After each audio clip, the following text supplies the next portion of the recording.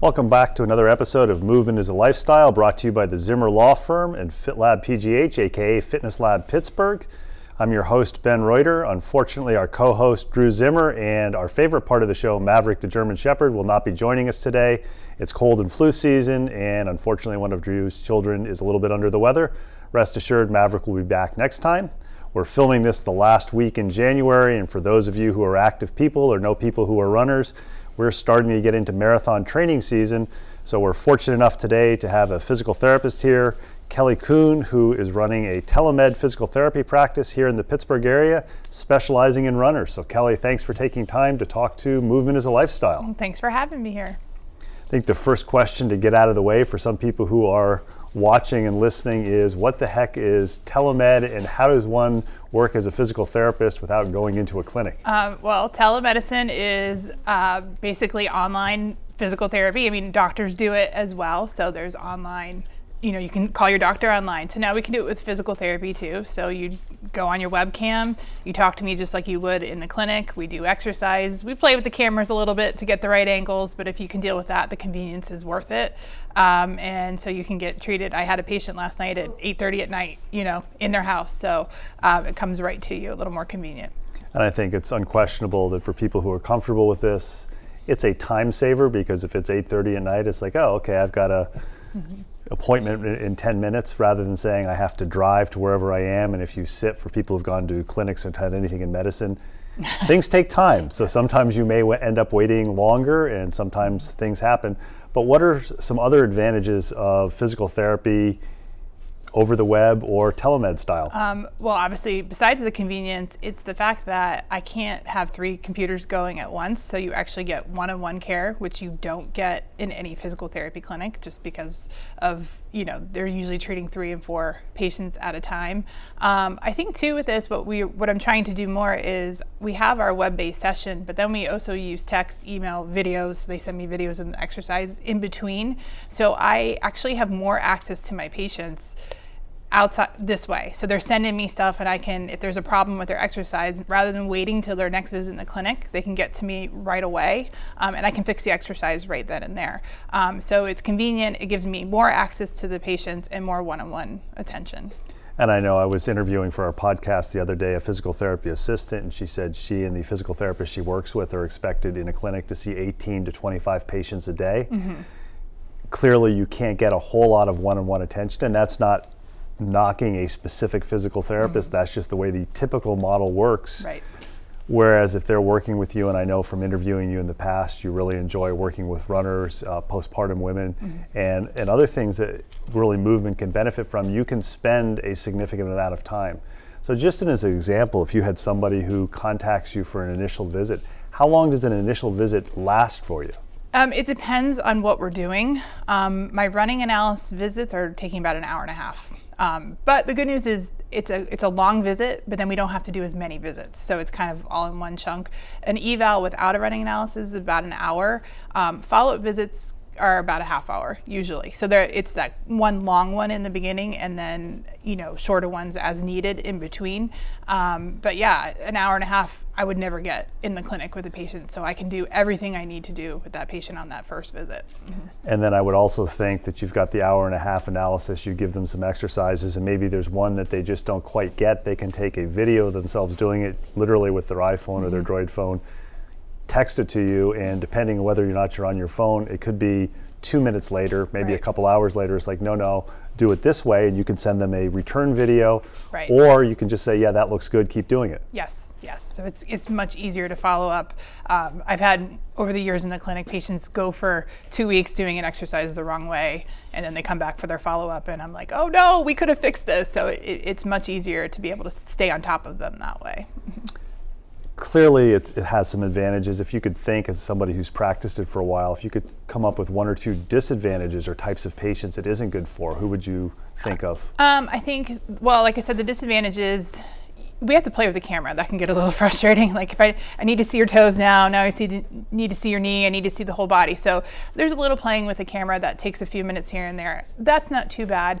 I would think a patient that needs a lot of hands-on care, that is just maybe really, really scared, needs that real personal touch, maybe needs me to physically take them through the exercises, that might not be a patient who has balance issues, needs support, things like that. That wouldn't be. Maybe, I think it'll work for a lot of post-op patients, but some might be happier in a traditional clinic where they're getting that extra, like, little hands-on care.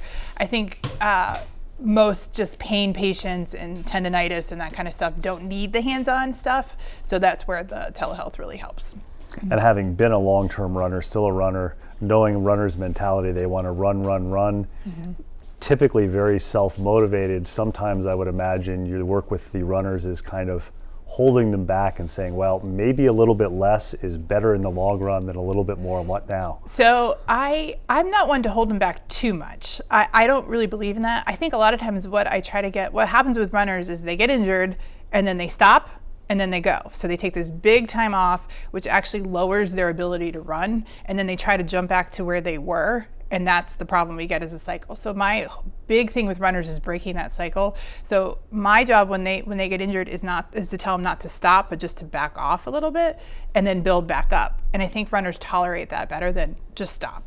So I think most times I'm never saying don't run. Maybe I'm saying run at a slower pace, maybe run half your distance, maybe run walk, and they'll deal with that. Whereas if you tell them just to stop, they'll either not listen to you or they'll stop and then jump right back into it. So I know there's a fair amount of triathletes and multi-sport athletes who get out of running because they like to run, but this allows them to do more endurance activities without the wear and tear. Do you ever, with your runners, when you say back it off but keep running, also recommend they consider some alternative aerobic activities to kind of as an adjunct to the running? If they're looking to keep up their cardiovascular, maybe I would say alternative activities, but for the most part, if their goal is to run and they want to keep running, I want them doing things that are putting weight through their body. Swimming and biking don't load the bones, the muscles, and the tendons the same way that running does, so it doesn't really keep them prepared for running. So I actually encourage my runners who just want to run, if that's their goal, to stick with walking, speed walking, and running as their main source of cardio, and then maybe more strength training, and we can pick up the pace on the strength training to get cardio. If they want to do biking and swimming for cardio, that's fine, but I want them to do those things because that's what's going to help their running. I know one of the great things about running and walking is literally you just need a pair of shoes, but there may be instances where maybe that's not the best activity for people. I know when I was first out of grad school, I had a friend of mine whose husband was a medical student, former college football player, weighed 250, probably should have weighed about 230, but was not fat. And he said, I'm not made to run. It hurts when I run. I love to bike, I love to swim, I hike, but I just don't run. Do you ever run across that with patients? You do a running analysis and you're like, geez, I'm not sure if that's the best activity. Can I offer them suggestions or advice? I've never come across someone who I didn't think could run. I may work on toning down how fast they're running or down their tempo, because I'm a big believer in that people should do what they want to do. I have come across people who are running just because they feel like they're supposed to run, and they're like, oh, this is what I have to do to lose weight, and they're really not into it. And those are the people that I'll suggest that maybe, hey, there's other ways to do this. Like, not everybody has to be a runner. So I think some people are forcing themselves into the sport, and that doesn't have to be. But if somebody wants to run, there's a way to run. We can figure it out. It might take some time and some practice, and I'm going to help them run. But you'd be surprised how many people are running who don't want to run. They just are doing it because they think they need to run. So I try to differentiate that and look at the whole person. And along those same lines, I think it's important to emphasize that you can be a runner and not have the goal to run a half marathon or a marathon, or be a runner and not have a goal to ever race. There are some people who just, that running activity. I agree with that. I think a lot of times we're pushing everybody to run a race. And I think some people need that motivation. They need to feel like they're running with a group, and they need to feel like they're running for a race. And that's great. And if that's what you want to do and that's what you need, I'm going to try to help you there. And some people, need to just have running be for them and their internal motivation, and that can shift. Some people sometimes they need it and sometimes they don't. I had a friend who really got into running and running races, and then at one point she had a lot going on in her life and she had signed up for a race and the race became stressful to her, and I advised her, you know what, just run for fun. And she tells me all the time how that was the advice she needed at that time. So sometimes it's okay to not run a race and just run for themselves. I know some people are listening to this, and if they're a runner, they've probably been injured to some extent in the past, or if they're a new runner, they probably have friends who have. This whole telemed thing, some people are going to say, I don't do technology. So that maybe is not as scary as you might think. If I'm a new runner, maybe I have a niggling injury and somebody says, hey, Kelly really helped me out. What kind of technology do I need, or what kind of tech skills do I need in order to have a telemed appointment with you? Well, I'd like to start by saying I don't do technology. I am not a tech savvy person at all, and I can do it. It's an app. It's an app and a webcam. So Zoom is the app that I use, and it just hooks in. You just sign up for it, and if you have, almost every laptop has a webcam. You can use it on the iPhone. So it's really, you don't need much, and then it's just propping it up on something to be able to see you, and that's really the extent of it. And it's same for the running analysis. People are just videoing themselves on a phone. I think most people can handle that, and then we just get on the webcam. So it's not very tech at all. And I know the second part of the show, you're going to talk about exactly what a running analysis is and how you use it with an example. Somebody has a running injury. Training for the Pittsburgh Marathon is coming up. We're 5 months away in May. Mm-hmm. They've got an injury on their long run this weekend. They find out about you. Maybe they watch this show. They call up or they message you. How long before they get an appointment? They can get in the next day if they're available. I have appointments pretty much every day. I have some listed right on the website, so people can just go ahead and schedule without even talking to me. I also offer other appointments that I don't have listed. They just have to call me and schedule. I also do consultations, so if people aren't sure about this telehealth thing, or sometimes people don't know if they should go to the doctor first, they can just do a free phone consultation, and I'll talk them through as to whether they need to see me, or if they should go to the doctor first, or if we can get scheduled right away. So pretty quick. And that's a good point you brought up. They don't know if they need to go to the doctor. I know when we interviewed for the podcast, you mentioned that Pennsylvania has something called direct access physical therapy, and I suspect a lot of people who aren't in the medical field don't know what that means. Could you kind of briefly define that? And sure. Really, that's why you're able to have the business that you have. So direct access is the ability to see a physical therapist without going to the doctor first. So we have it here in Pennsylvania. We have to have a second license that allows us to see patients direct access, which I have.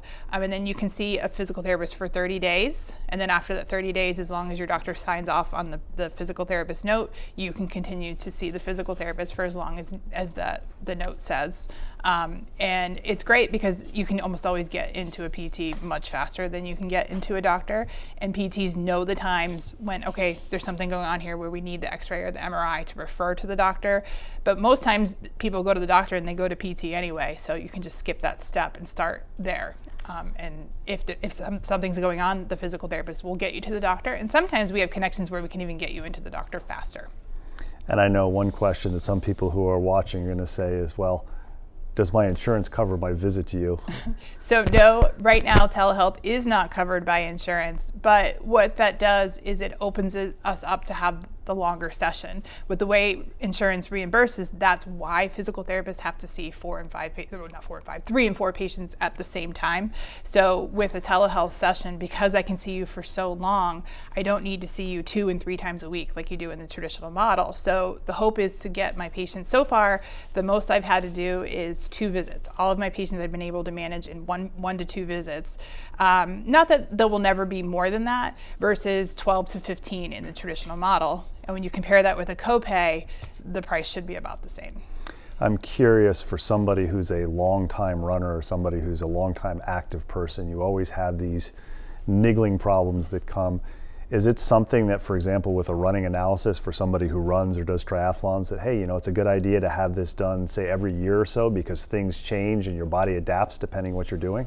I don't know that it needs to be done all the time. I think it depends. I don't like to do finite rules. It depends on the runner. If you're not having any problems, there may not be any reason to change things if you've kind of got a good solid program.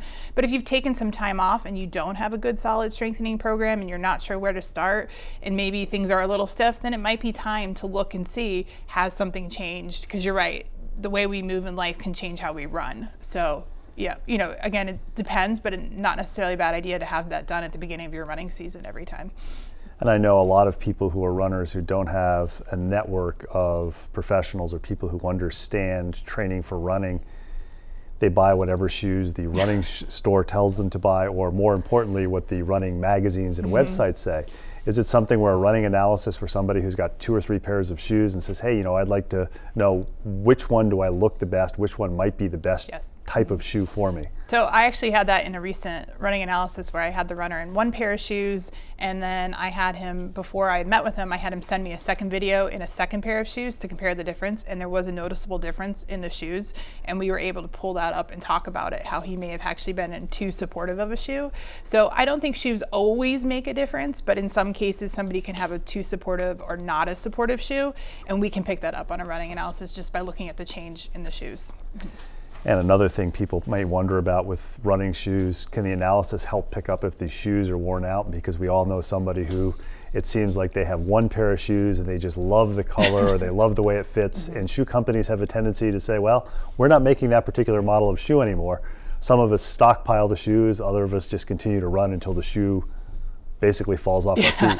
So I don't pick up that much in the running analysis, but during the video I tend to actually have them bring their shoes over and look at their shoes, and I use that to help also give me a picture as to what they're doing. I look for their wear patterns because that'll tell me where they're wearing their shoe down, and so it's looking at the shoes themselves, you can tell if the shoe was run down. Somebody who's a runner, say they're running 3 or 4 times a week, do they only need 1 pair of shoes, or should they have multiple pairs of shoes, and should they be the same model of shoe or different models? I recommend rotating between 3 pairs of shoes. They should be different models with a little bit of variability, because if we do the same thing exactly the same way every single time, we're going to load and stress the same structures, and we're more likely to overload. And with running, it's all about trying to avoid overloading. So when you spread out the love a little bit with some different shoes, we help to manage that a little bit. So I have 3 different pairs rotate through. It's a kind of an investment up front, but then they last longer that way. And before we take a quick break and come back and show a running analysis, what about trails? I'm a big fan of trails because you mentioned varying the load. If you run on trails versus a road, almost every footfall is different. Yes. So I think running on trails is great because of variability. You just want to make sure that your exercise program has variability into it. If you're training your knee just to move in this pattern and then you go run on the trail where your knee may be moving this way, you're more likely to be injured. So you just have to make sure your exercise program suits your running program. But I think running on trails is great.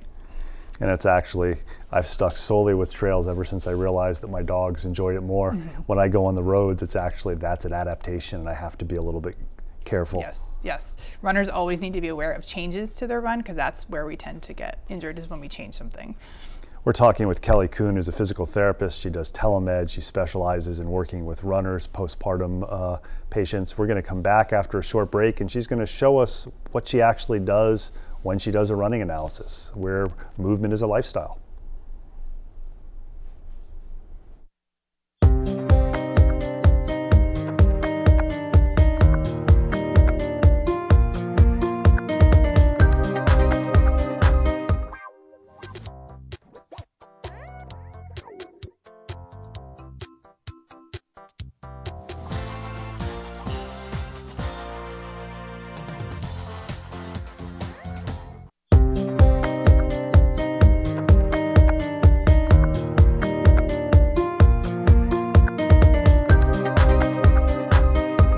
Welcome back to Movement is a Lifestyle. Today we're talking with Kelly Kuhn, who's a physical therapist who specializes in telemed here in the Pittsburgh area. One of her areas of specialization is working with runners, and we were talking a little bit before the break about running analysis, and Kelly is going to take us through a running analysis that she recently did with one of her patients. So we've got pictures and videos, so if you wonder what takes place when you have a running analysis, we're going to get the opportunity to talk about it. Great. I'm excited to kind of explain what it is. So I have, with the running analysis, basically it's the runners just send me a video of them running, and then am able to slow it down. So here's a runner, you can see it's in normal speed, and then it should slow down there in a minute. And that allows me just to kind of see what's happening at crucial moments in the run. And then I can pause it and freeze frame it to kind of see what's going on. And I love the still shots. The still shots really give us like a picture into what's going on. So if we look at the next one, this is a runner who's a pretty strong runner. And she's at the beginning of her season. She's not currently injured, so she's actually looking to not become injured and to help me out. But she does have a history of injuries on the right side. So this is also good for somebody who's kind of in the past dealt with injuries on one side.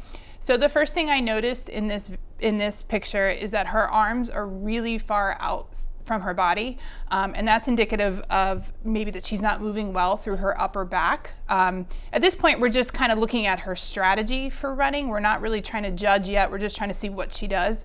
And that moving through the upper back really helps us to kind of transfer energy from our arms through the core to our legs to help propel us forward. So if she's not moving as well through there, that might be something that we can play with a little bit to help make her a more efficient runner, to help take some of the load of running off of her, because running is always about managing load. And you can see on that right side, she kind of shrugs her right shoulder up. And after I talked to her, she said, yeah, my right shoulder tends to hurt when I run too. So sometimes runners will realize that things are bothering them and they forget about it. So it was a good opportunity to kind of note things that they forget to tell you. I know some people will be curious and say, do you always do a running analysis on a treadmill, or do you ever do it with them running on a track or on the road? You can do it on the track. It's a little harder because you have to kind of just watch them run by like for a quick second, and then they, so it's easier on the treadmill. Some people absolutely hate running on the treadmill, so if that's the case, we could do it outside. But the treadmill is easier because it gives me like a picture. And we do set the treadmill up about 1.1 to 1.5% to make it a little harder, to kind of make it more natural to what's actually happening when we run outside. So we try to account for it that way. But I think the treadmill gives us a pretty good picture of what's happening when they run outside. So if we look at the next picture, I think that is the probably the biggest thing that I see with runners, and that's, if you look, her left foot is kind of hitting further out from her body than her right foot is hitting further out from her body than her left foot. And the right side is the side that has injuries. The reason that's important is when the foot hits the ground, that's when the body starts to absorb the load of running. And it's basically like a squat. So if you ever try to squat with your foot really far out in front of you, you can't do it. You'd fall over. So what she has to do is she has to decelerate herself, which puts a lot of stress on the knee and the hamstrings, and pull herself over and then absorb the load. So it's not that she's not necessarily bad, but it's just more work. And when you're trying to manage workload, that could be a problem. So that's, again, something that's probably the easiest thing to fix with runners. And then a couple other things we picked up on is in the next picture, when she hits, her right hip kind of drops and her knee in the front drops in. Again, that's her strategy for absorbing load, but it might be a little excessive. And then in the next picture after that, we notice that she does on both sides, but more so on the left side, she doesn't roll off of her big toe. And we want to push off the big toe because that creates a rigid lever to propel us forward. So, and that kind of causes her heel to whip around. So again, those are just her strategies. I'm not making any judgment yet. Then what I want to do is combine that with a movement screen. So I want to see how she's moving and see, there might be a reason she's doing these things, and if I just change them without knowing why, we can cause a problem. So in the next video, I showed her going up and down on a step, and she kind of keeps that same pattern where the hip drops and the knee goes, but she can do it. She does it for a full minute. She keeps her rhythm, and she can handle that. So that's telling me that even though it doesn't look perfect, she is tolerating the load of running. So I'm not as concerned about it. It's more important that they can tolerate their strategy than that their strategy is perfect. But I did want to fix some things. So what I did is I had her, for the arm swing, there she is going up and down the step. And she's pretty smooth there, a little wobble, but pretty smooth. But I wanted to work on the arm swing a little bit. So I wanted her just to feel what it felt like to run with her upper back rotating. So I had her run with her arms behind her head, so that forced her to rotate. I didn't want to cue, if you just tell her change the arm swings, they'll change all kinds of crazy things. So I just let her feel it. We did that for 1 minute, and then I told her to stop and just run normal. And if you look, that pretty much corrected the arm swing. And that might almost be something on some of her runs, just to do 30 seconds of putting her hands up like that, just kind of to remind the body, hey, this is the way I want to move. Yep, so we'll just put it in our warm up, and we can put it at other points. And then the next thing we did is to work on the stride length, I counted her steps per minute, and then I increased them by 5%, so it took her up to about 172 steps per minute. And I had her run with a metronome, but keep her pace the same. So that shortened her step length so that she was able to, if you see now, the right foot is hitting underneath her completely. So we won't necessarily do that on every run. How much we use that depends on the runner. If they're currently injured, we might do it for a month straight. If they're like her, where it's just a history of injuries, I might just throw it into like maybe 5 minutes of her run or part of her training program. And would that be for whatever the pace she was doing, whether it was a long run, whether it was a tempo run? So she can have different ones for different paces. So the idea is that she would just have to figure out what her cadence was, and then go up 5% to 10%, but the pace has to stay the same. So some of my runners, I give them three different cadences to work with.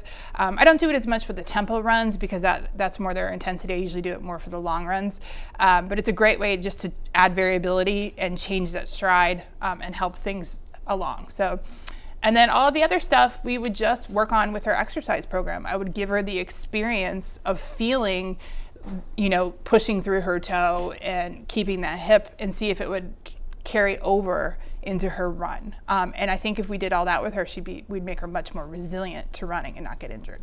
We're talking with Kelly Kuhn, who's a physical therapist specializing in working with runners. I guess one final question I would have for you with the running analysis. People spend a lot of money on shoes. People spend a lot of money on races if they're doing races, especially if they're doing half marathons or marathons. What would be the bad thing about saying, hey, I want to be proactive like this guinea pig for you, and I say guinea pig in a positive way, and saying, I'd like to have a running analysis before I have problems rather than waiting until there is a problem? I mean, I think there's nothing bad about that. I think this is the way to go. I think if you can kind of get a picture of how you're moving and then train all your weak spots and keep yourself strong, you become a more resilient runner. You increase your capacity for running, so you can tolerate the load of running much better. It never hurts to understand how you move and how you can train your body to account for that. We've been talking to Kelly Kuhn, physical therapist, telemed. We'll have, I believe it's flashed across the screen if you want to contact her. Remember, treat movement as a lifestyle, not just an activity. Kelly, I want to thank you for taking time to talk about what you do and running analysis with movement as a lifestyle. Thank you very much for having me.